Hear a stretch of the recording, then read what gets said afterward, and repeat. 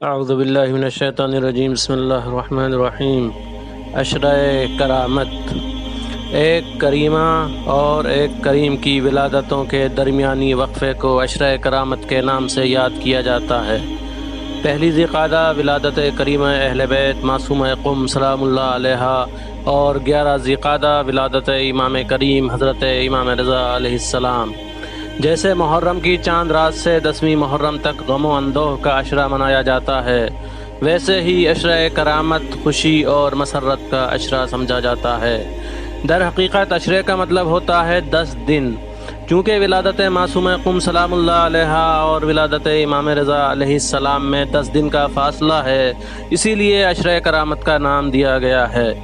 10 دن کے فاصلے سے مراد یہ نہیں ہے کہ ایک ہی سال میں دونوں کی ولادت ہوئی ہے، نہیں، بلکہ امام رضا علیہ السلام کی ولادت 11 ذی قعدہ سن 148 ہجری میں ہوئی اور معصومہ قم کی ولادت 1 ذی قعدہ سن 173 ہجری میں ہوئی، یعنی جناب معصومہ سلام اللہ علیہا امام رضا علیہ السلام سے تقریباً 25 سال چھوٹی ہیں۔ عشرہ کرامت صرف تاریخ کے فاصلے کے اعتبار سے منایا جاتا ہے۔ ایران میں عشرہ کرامت کو بہت زیادہ اہمیت دی جاتی ہے، اور شیعیان حیدر کرار یہ سوچ کر خوشیاں مناتے ہیں کہ رب کریم نے کریم اہل بیت اور امام کریم کے صدقے میں ہمیں مسلک ولایت پر گامزن کیا ہے، تو ہمارا فرض ہے کہ عشرہ کرامت پر شکرانے کے طور پر خوشیاں منائیں اور اس کی کرامتوں کا اندازہ لگائیں۔ اس عشرے میں اپنے دلوں کی باتیں رب کریم تک پہنچائیں اور اپنی دلی مرادیں پائیں۔